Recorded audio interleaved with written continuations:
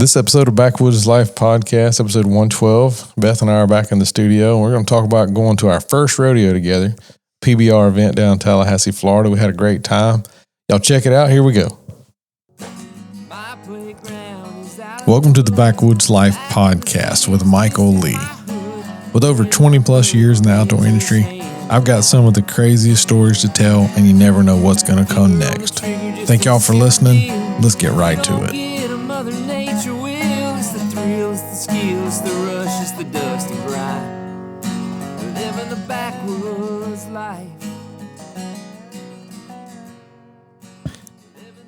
All right, welcome. Episode 112. Oh, we got an exact number today. Yeah, I was just doing some artwork for this episode before we're recording it. So I was pre-producing. How's that? Very good, very good. So welcome to Backwoods Life Podcast. Michael Lee, Beth Lee here. And golly, it's March, whatever, already. 18th. 18th. Yeah. Yes. Flying by. Very much so. Last podcast was with Philip Culpepper and Greg Thompson came by, stopped by here. So you got a week off, or a podcast off. We try to do these every week, but it's not going that way lately. Yeah. So we just do it when we can. But we try to do a couple, 3 a month at least. So. Mm-hmm. Yeah. You know. We do fairly good. Maybe one day somebody will listen. Hopefully. Yeah, we'll see. But anyway, turkey season starts for me Saturday. Are you excited? I'm getting there. You know how I am. It's like first game of the season. You got your opening day jitters, and you just got to get out there and get after it, and then it all goes away. But why do you have jitters? You've been doing this for years. I know. It's just, but any ball player will tell you the same thing. Like you always have nervous energy going into the season. Okay. That's the way it is. Fair enough. Exactly. If you're competitive, if you're not competitive, you just don't care. You're very competitive. I'm not competitive with people. You're competitive with the turkeys. Mm-hmm. That's my whole point. I don't know. One day it's going to be over.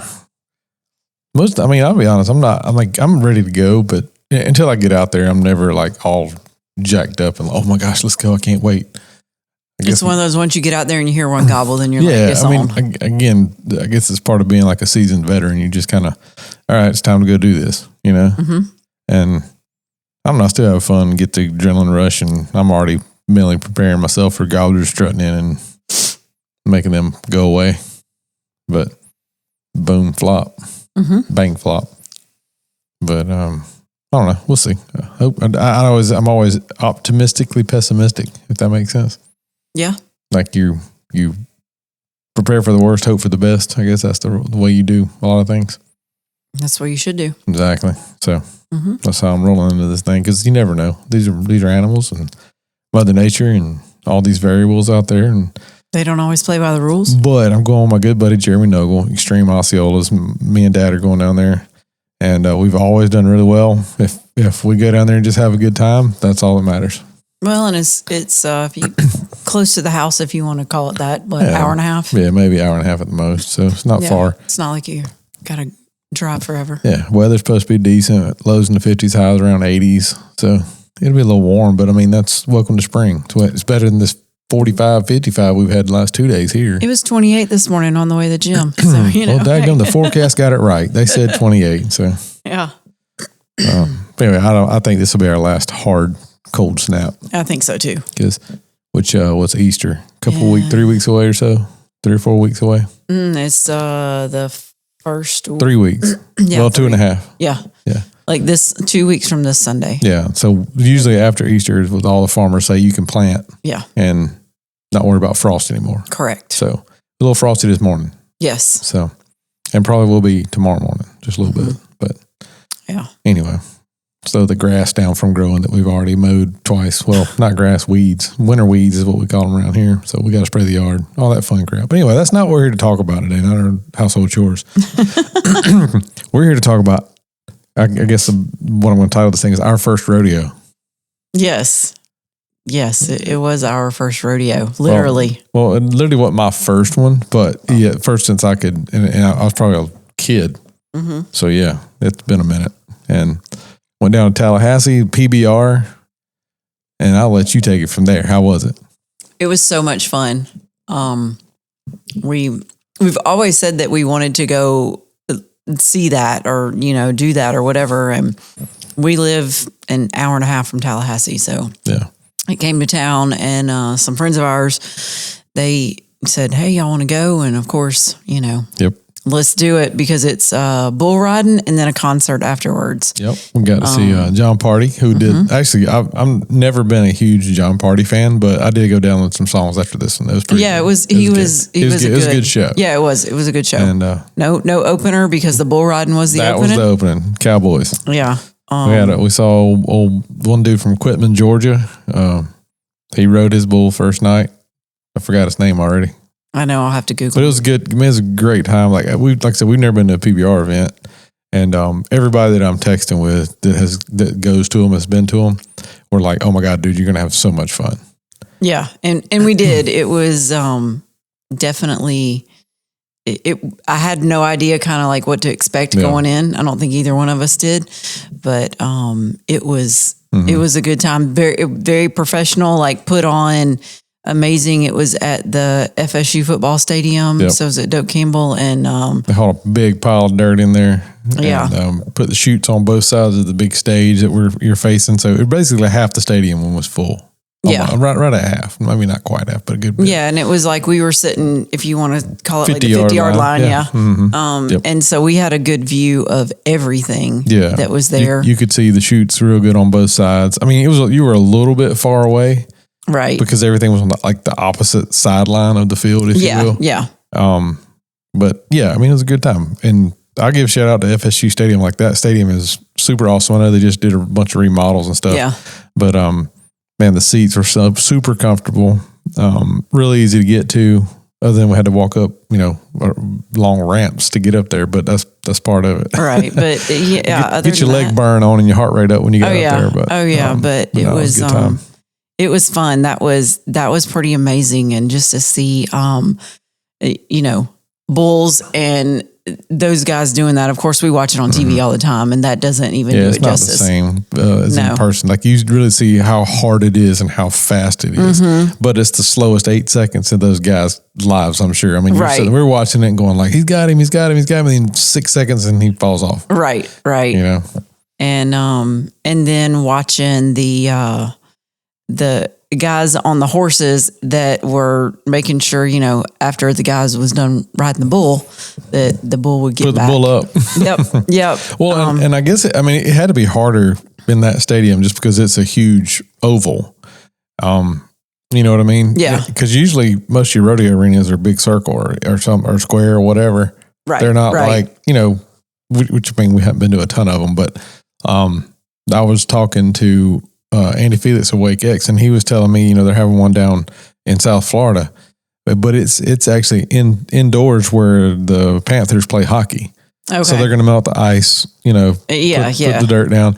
But that's a smaller venue. It's like another oval, but it's nowhere near as big as a football field. Right. So that way, down there, they probably have everybody all the way around in a circle seated.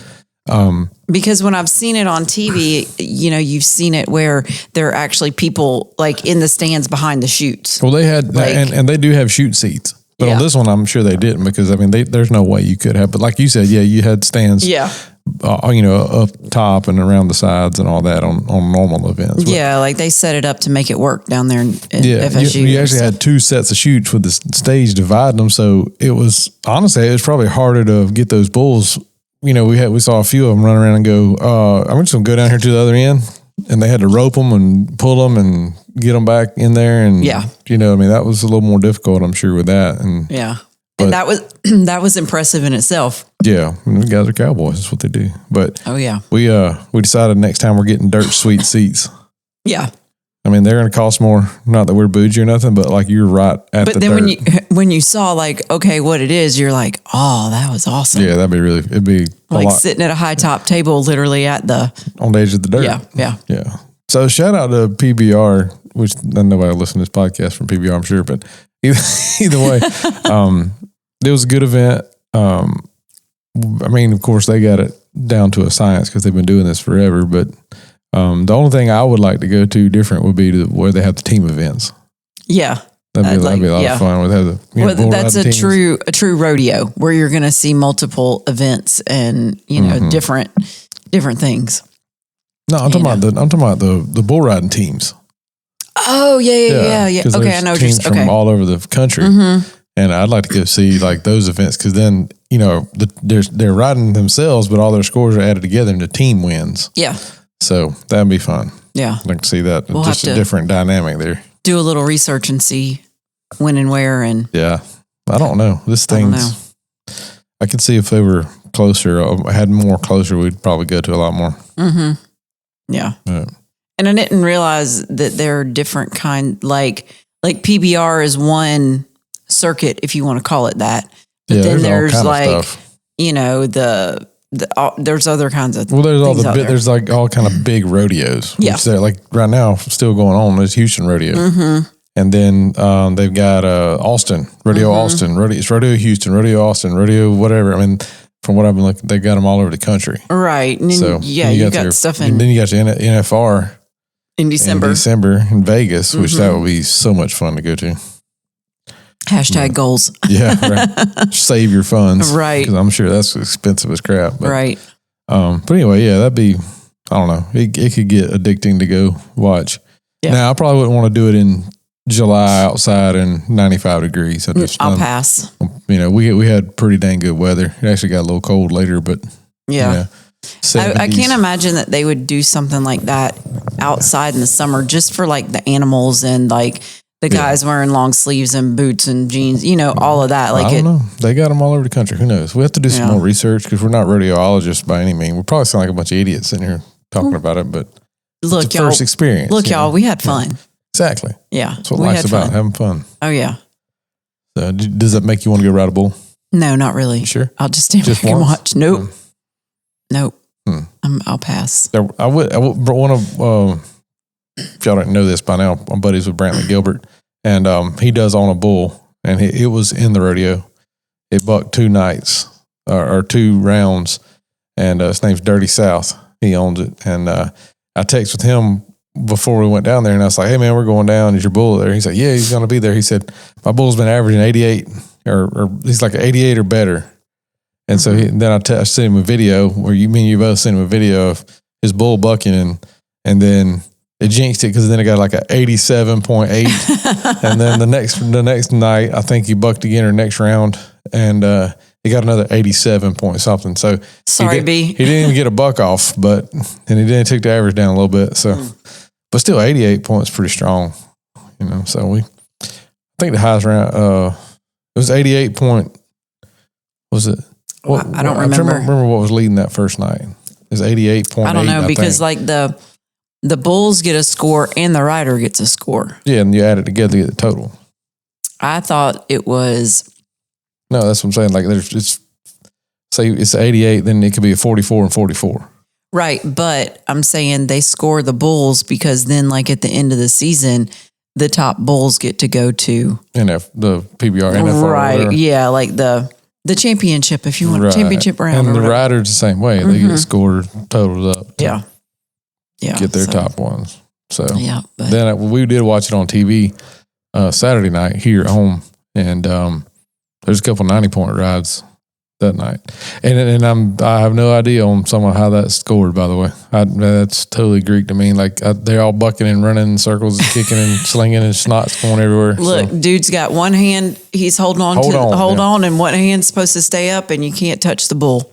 That's I know, like, on the bronc riding and stuff, it's about leaning back and getting your broke neck and concussion, but you got to spur and you got to do all this stuff. Right. I think the bull is just like, man, just hang on and whatever score we get is just what we get. Like I'm going to try. Like everybody telling me what to do, telling me how to hang on, telling me where to put my arm on my legs and all this stuff, and spurring and all that stuff. But at the end of the day, it's just like I got to stay on here for 8 seconds no matter what happens. True. So let me just see how many points I can get. Yeah, I mean, you got to think these guys have been doing that since they probably started out on a sheep or something. Like, who knows? They might have started out on a bull. You never know. True. You never know, but yeah. But yeah, so that was our weekend last weekend. Mm-hmm. So that was Yep, that was it. That was the highlight of the week. Yeah, I mean, it was a heck of a highlight. Well, then I went and bought me a cowboy hat. That was another highlight. Well, that was the highlight before that one. Before that, you had to. It's still a highlight. It's okay.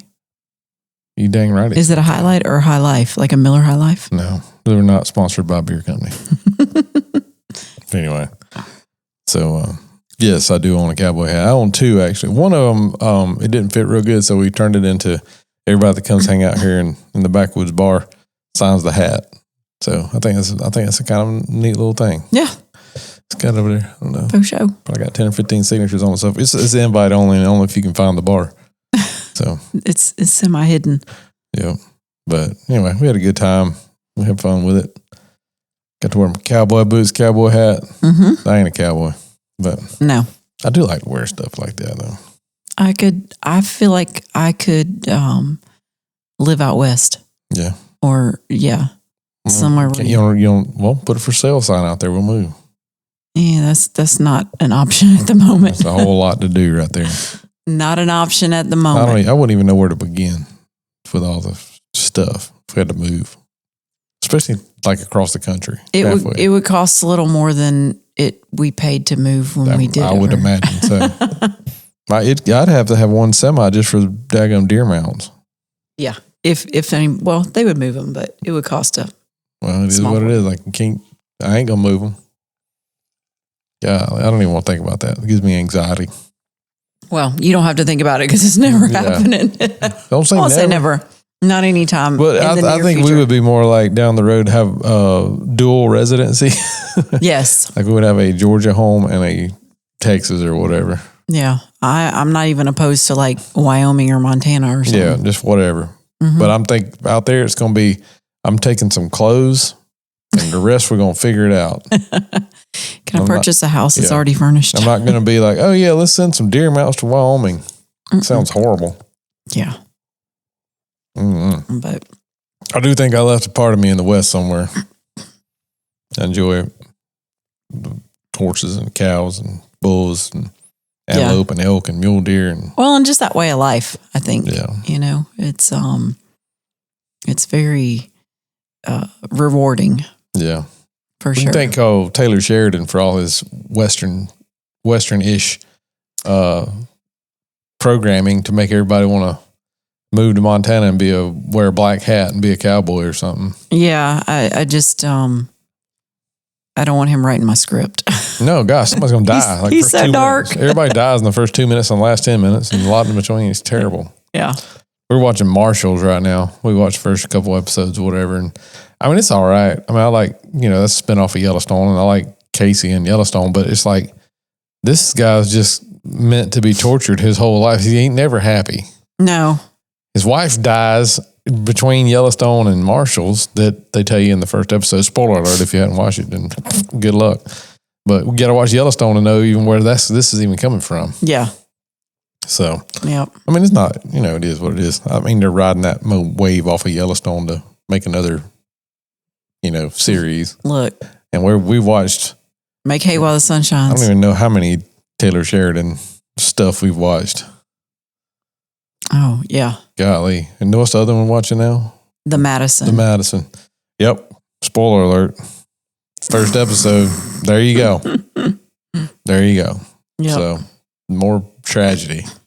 But it got better after that part. Yeah. And now it's kind of like figuring stuff out. But I don't know, man. Like, I want to see something from the West that's just fun and fun. Well, Landman, Yeah, people get blown up and crap in there, but it's funny.